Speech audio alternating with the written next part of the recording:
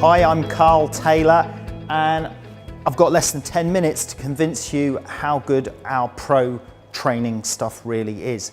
So what I'm going to do is I'm going to show you through a professional level product shoot here and show you it all step by step, completely free, just to give you an insight onto our knowledge and what we can do for you. So let's take a look at the setup. And we'll break it down, show you the lighting, show you how we make a shot like this work, and hopefully you'll be able to take away something from this that will give you a better insight into this type of photography, which is often considered quite difficult because liquids, bottles, glass, product photography can be quite a difficult shooting scenario. But I'm going to break it down into some simple step-by-step sequences for you. So let's take a look at the set. Okay, I've got a sheet of black perspex as my base, sometimes called acrylic, melamine, different things. It's a glossy black plastic basically. It's commonly used in product photography, a lot of jewelry photography, liquids, bottles. Here I'm using it because it gives a beautiful reflection of the product, gives a very classy look and classy feel to the product. I've got one light here at the moment which is just putting a light onto the label of the bottle. You can see the shadow from my fingers there on the bottle, and we'll come back to that in a little bit more detail shortly. On the background here, if you come around this side, I've got a light on my background which is creating a gentle glow. It looks quite harsh at the moment because the modeling light's on full power, but this is creating a gentle glow on the background just to give us a little bit of light above our horizon at the back edge of the picture.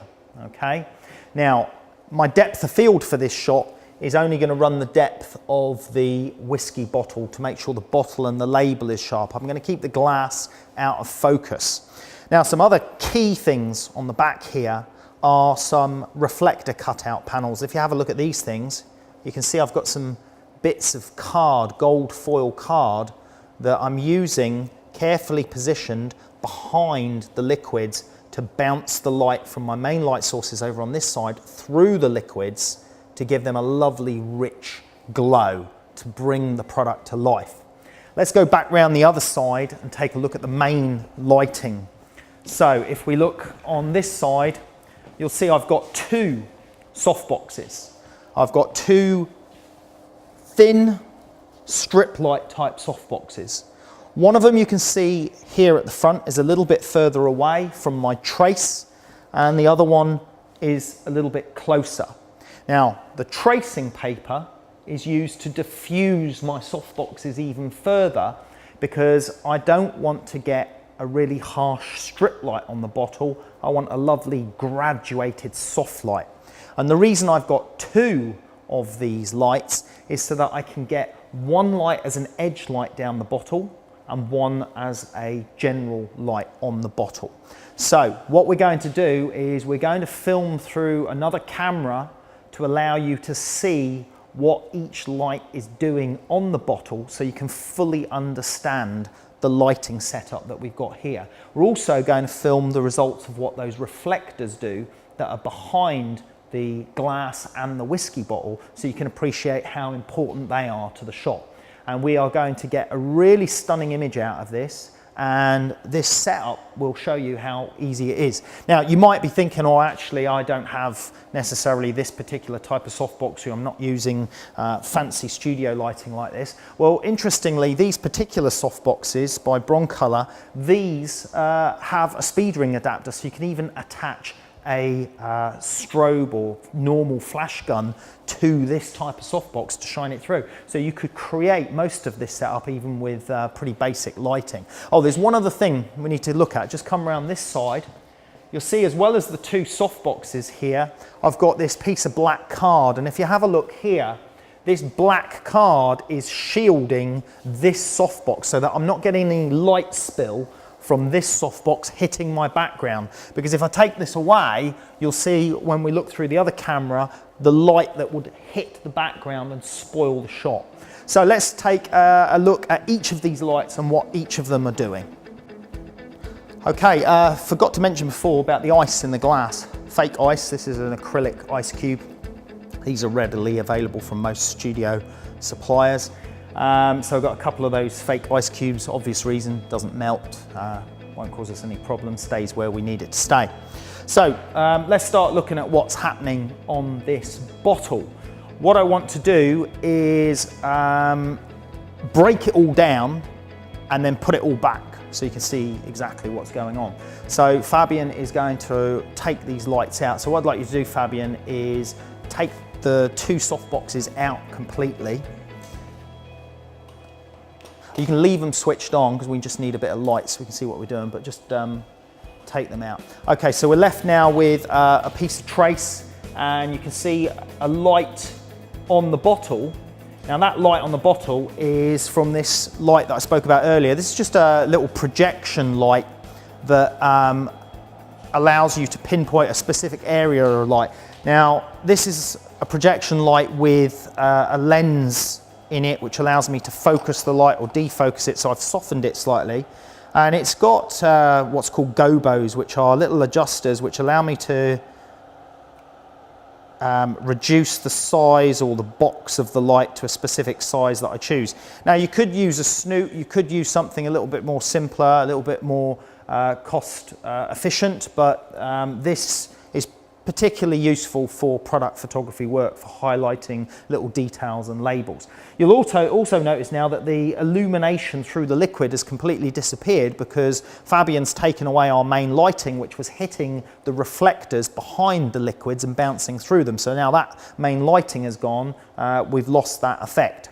Now we've got the tracing paper attached to a big C-stand with a big rod going over the top for that roll to hang from. We're going to take that out as well to start with, but at the moment we've got this attached, which is just a shield to stop the lights hitting the back, just a piece of card. I'm going to take that out as well. We'll put that back in a minute. So what I want to demonstrate, actually we won't take this out, we'll just spin this just to make it a little bit easier. So I'm just going to spin that out the way. Does that get clear past that light?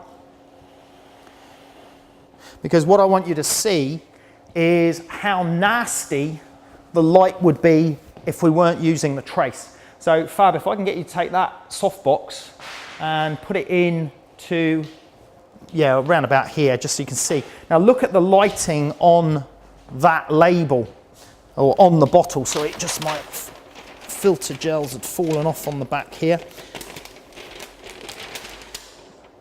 If you look at the lighting on the bottle now, you'll see we've got this harsh, horrible block of light. And this is a common mistake made when people try to illuminate glassware or bottles, is using this very defined rectangular light that doesn't gradate away. And that's the reason for the tracing paper is to create a gradation of light.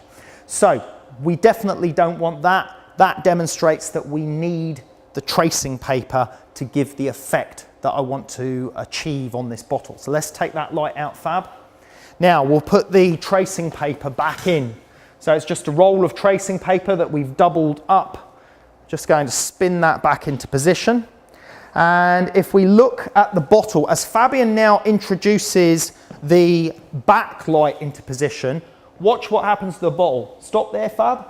So you've got a lovely soft light already starting to create there, but this light is to create an edge light on the bottle so that we just get a nice light down one edge of the bottle to separate it from the background. So if you push it into position now, please, Fabian, you'll see that light become a little bit stronger and create a lovely line down the edge of our bottle. And what I want you to do now, Fabian, is to just flick that light on and off a second so they can see the effect of it. That's it, back on again. And now just pull it out further away so they can see the shape of the light change based on the distance. There you go, so you can see that light enlarging. And then slide the light over towards this direction so you can see how it will wrap around the bottle and light the bottle differently on each time. So we're going to put that light back into its correct position, and that will give us the edge light. Now, the problem that we've got from that light at the moment is that we will get some of that light spilling onto our background, because that light, I can see that light here, and a lot of that light is going to come and hit my dark grey background, which is going to ruin the shot, because I want to just control the light on the background with this background light here. So that's why we bring in the card. So this black card is going to attach to our C-stand to create what we call a flag to stop any light from getting through onto our background, which we certainly don't want. And that basically is it, just attaching a piece of card to act as a shield to stop the light coming through onto the background. Then, moving on from that, we're going to bring the main light in now. So this is the main fill light on the bottle, and you can see that lovely extra light that's just come in on the bottle there now. And if you push that light in really close, Fabian, you can watch it change quite dramatically, the harshness of the light as it comes through the trace. You can still see it's got that lovely soft diffusion from the trace, but it has become harsher as it's got closer to the trace. This time take it right back, please, Fabian. There you go, you see it change again, and then bring it back into its correct position. So that's the positioning on my lights, the key lights for the bottle. You've seen the light for the label. And then my final light is this light that is on the background. So I've just got a glow of light running over the background here. And this glow of light, we can attach different gels onto it. So I've just got a couple of neutral density gels, but if you wanted to change the glow of light on the background to be an orange or a red, just attach one of those gels over the light. It's as simple as that. In this instance, I'm going to stick with the ordinary grey background with a glow of light radiating up and then graduating out to a dark grey. Now, the other key elements are these reflectors, these two reflectors. We've got a couple of reflectors behind the bottles, okay? And what you need to see is how they affect the shot. So hopefully through camera now, you will be able to see, as I turn these, you'll be able to see how they are affecting the light coming through the liquids. So you have to be quite careful with these, quite specific, to cut them to the right size to suit the bottle, to suit the shape, so that you don't see them behind the bottle. And that's the key point, is so that they reflect the light through the bottle, but you don't see them behind the bottle. So you do spend a little bit of time cutting these out and figuring the shape correctly. And then you're basically bouncing light from your main light source into that reflector through the liquid to create the lovely glow through the liquid. Now, I'm not sure if I've got that correctly positioned. You'll notice we've got one other little bit of reflector card taped to the back of the bottle, and that's because I needed to get the light through the neck of the bottle just right, and this reflector wasn't doing it quite rightly, so we just attached another reflector on the back of it. And that's about it. The rest of it is down to the positioning of your liquids, where your horizon line is, and then your depth of field. I've got the camera almost ready in position, which I'm then going to shoot the shot, and we're ready to go. One other point to mention is this side of the bottle does not have any light on it, because we've got no light source coming from this side, only the two main lights from there. So just to catch a little bit of an edge light, I will take an additional shot with this reflector card in, just to pick up a little bit of light down the neck of the bottle, and then I'll use that image to comp into the main shot to finish it off, because the camera's not moving, the product's not moving, so it's going to be very simple just to take that additional shot to comp that in. Now, ideally, I'd love to take the shot all in one go, but I would have to position this card quite a way out of shot, because I'm taking this shot in a landscape version, and in doing so, it would be too far away to give enough illumination. So I'm going to have to do this just as a two-shot setup. So one shot will be there, then the main shot, and the two will be joined together. So it just needs to slide over towards the tracing paper, please. That's it, perfect. There you go. So now it's hidden. The one behind the glass, I think, needs to slide a little bit more as well.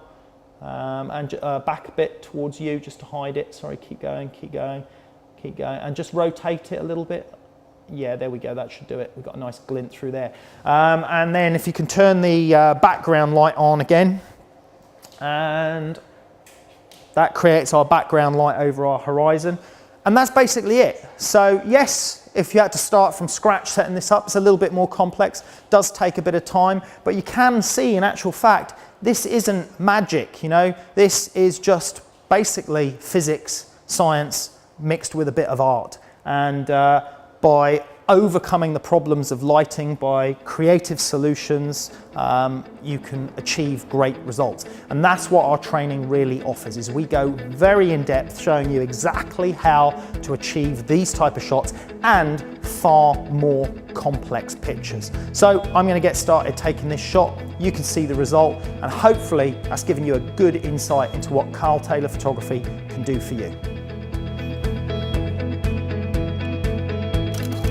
Okay, that's great, thank you.